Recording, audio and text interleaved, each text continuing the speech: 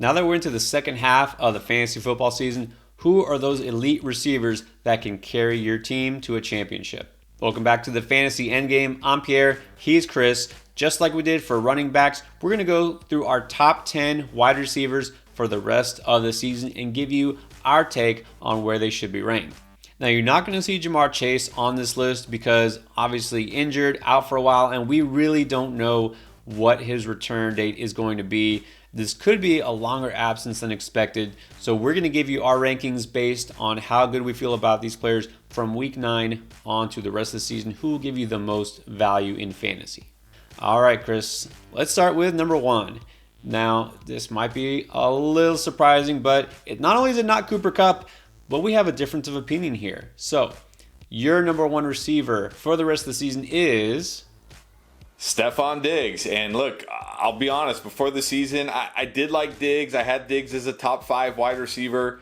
I really did not think Stefon Diggs had top wide receiver 1 upside because typically the number 1 wide receiver scores a ton of touchdowns. And Diggs, even with Josh Allen, had never scored more than 10 touchdowns. And I just did not see a path for Diggs reaching that 15 plus touchdown threshold. But man, with the way the season has gone so far and the way he's being used and the way this offense is rolling, I definitely see a path for Diggs scoring 15 plus touchdowns. And if he does, I don't see how he doesn't finish as the number 1 wide receiver. So, like I said, with this offense rolling, Josh Allen rolling, nobody being able to stop him, I think he's got 15 plus touchdown upside, and that will be enough to make him the number 1 wide receiver in my book.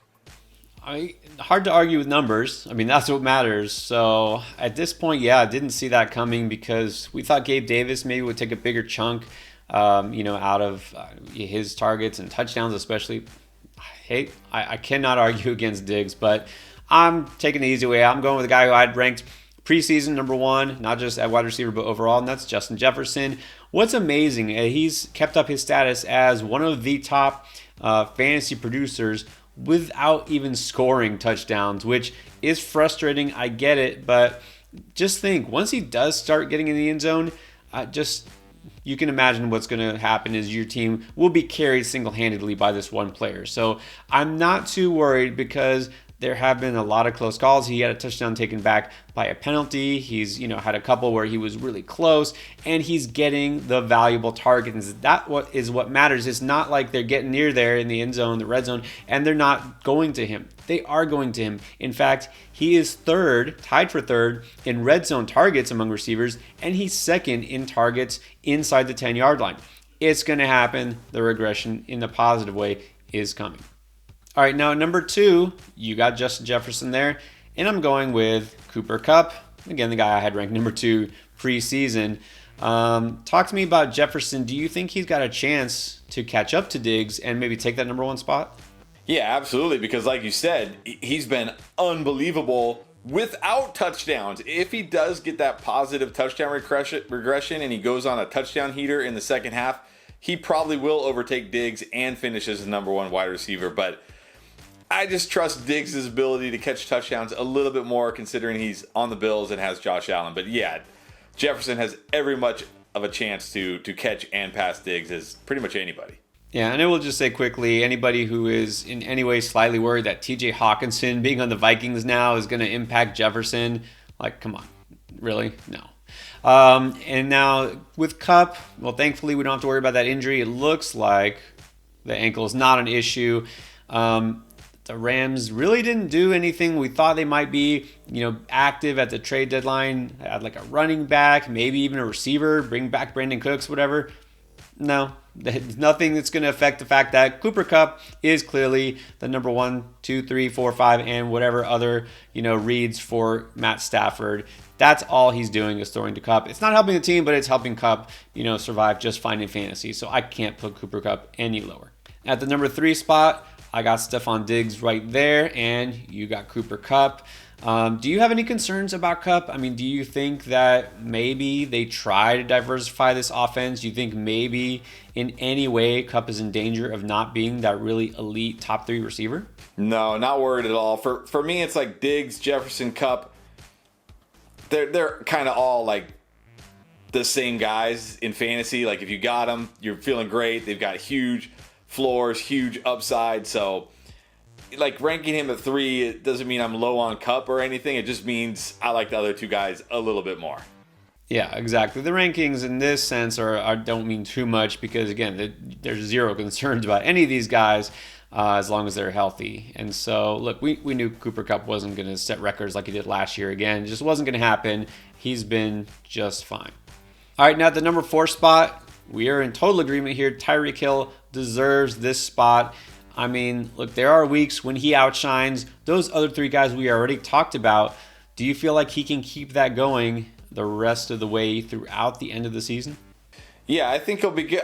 My worry for Tyreek Hill, if there is one, is yes, he's been great in this offense with Tua.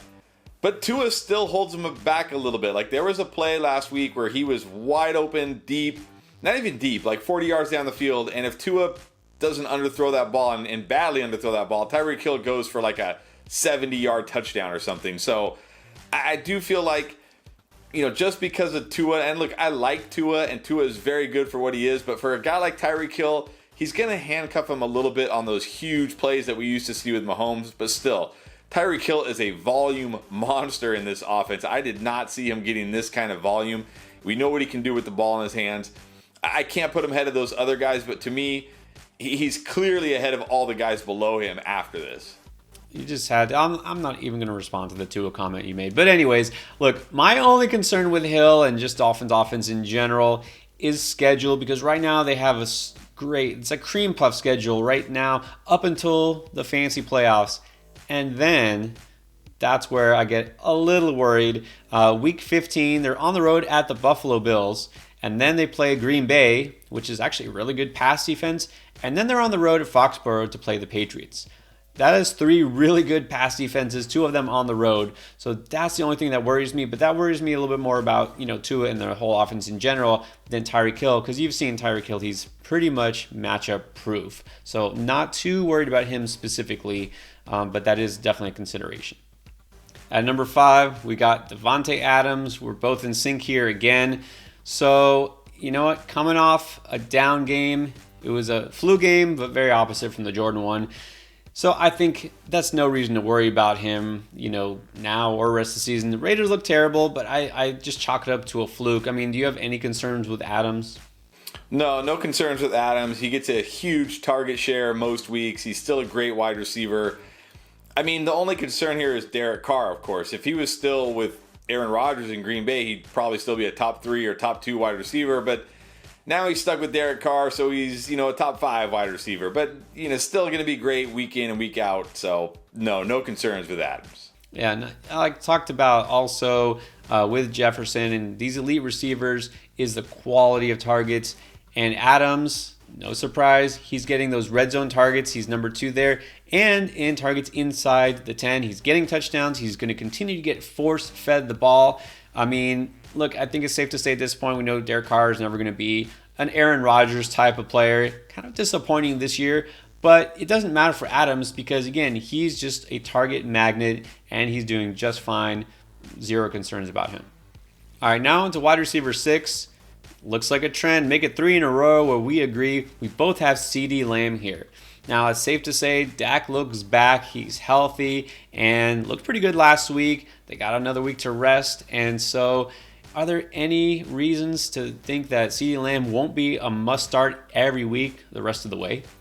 Absolutely not. Maybe that first week Dak came back, there was some concern. Okay, he's not 100%. He's not, all the way back. But then last week, left no doubt. Dak looked great, looked healthy. CeeDee Lamb is an alpha wide receiver in a great offense with a great quarterback. Yeah, no concerns at all for CeeDee Lamb. Yeah, and you know what?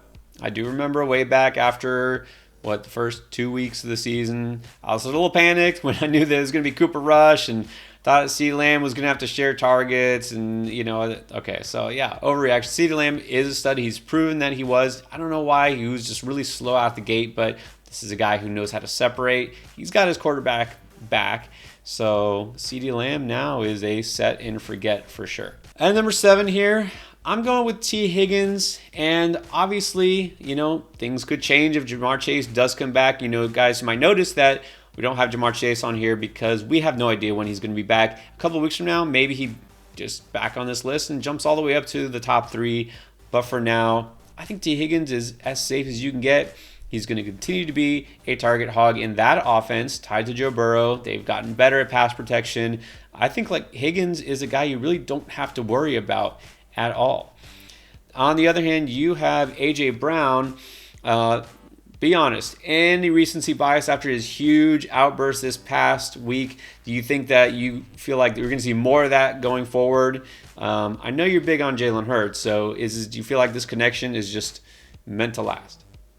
Yeah, and I'll be honest, these next 4 guys here, I did not feel very strongly about the order of these guys. I felt very strongly about all 4, but not the order. So you could talk me into pretty much any order of these next 4 guys, but to me, when you look at these next 4 guys, A.J. Brown has the highest ceiling of any of them. And I know he's coming off that huge game, but that's what A.J. Brown does. He has those monster 30-plus point weeks that win you your week. And I like T. Higgins and I like some of these other guys we're going to talk about, but they just don't quite have the ceiling of A.J. Brown. So that's how I broke the tie here with these 4 guys and put A.J. Brown slightly above them. And you know what? We've said this before. Guys, consistency, it's nice, but that's not necessarily the most important thing. It's that ceiling, the guys who can help you win those tough matchups, especially when it counts, in the playoffs. So, yeah, it's hard to argue with a guy whose ceiling is basically the best receiver in the game at times. Now, number 8, this is where you put T. Higgins, and I know you said it's really close between those guys.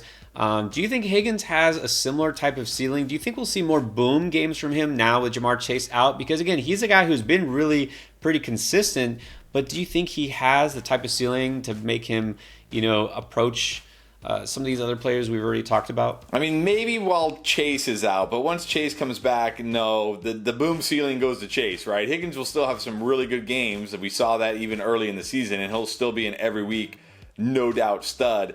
But once Chase comes back, it's a lot harder for him to have those boom games because Chase has the boom games. So that's why I have A.J. Brown just a touch higher than him. All right, got you there. Now, I'm putting Mike Evans here, and kind of the same reasons we just talked about with A.J. Brown. Although this whole offense, again, has been slightly disappointing, it's not Evans. He hasn't disappointed at all. And the guy, if anything, the guy that you might be a little down on is Chris Godwin because, you know what, as we say, he's just kind of safe. He's getting you 13, 14 points every week. He's not reaching the end zone, but Mike Evans is reaching the end zone, and he is still capable of those monster games. And again, I know it's really the run offense that's been bad in Tampa, and that's why they're not necessarily getting in the end zone. Tom Brady's still putting up yards. You know what? It might not be his best season ever, but Mike Evans is still on pace to have one of his best seasons ever. So I have no concerns with him specifically. Now, wide receiver 9, I'm going A.J. Brown. I really could easily flip any of these guys that we just talked about.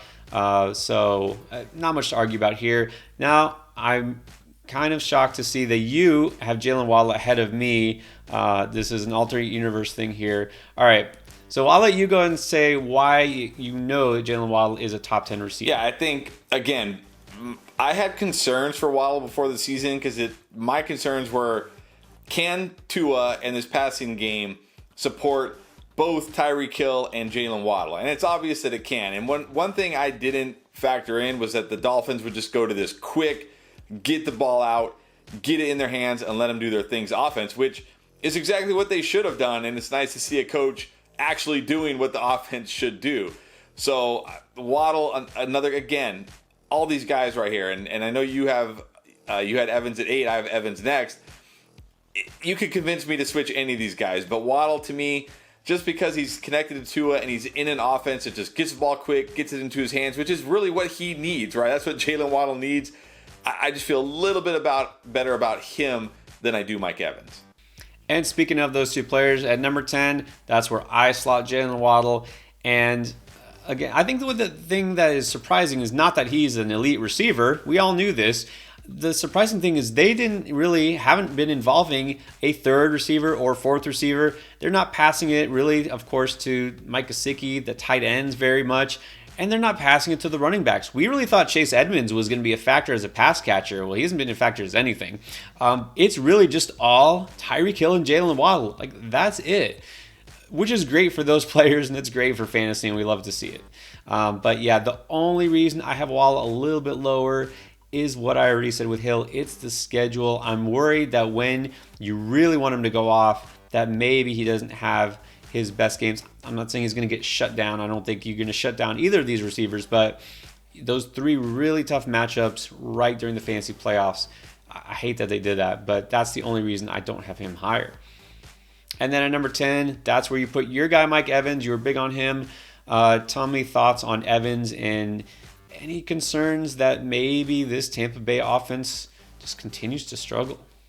Yeah, that's why I have Evans this low. If really worried about Tom Brady and this offense. This is not the Tom Brady and the Bucs offense we saw the last 2 years. If this offense, look, Mike Evans has been great in spite of the offense. If this offense was doing what it had done the last 2 years, Mike Evans would probably be up there being talked about, with Jefferson and Kupp and Diggs and all them, because he's been incredible even with this offense being terrible. But I don't see a path for this offense getting better. Like, I don't see a path for Brady suddenly, becoming better in this year. So I think it's going to limit him to some degree. Still a top 10 wide receiver. You're still feeling great about him week in or week out, but unfortunately, Tom Brady and the offense holds him back a bit.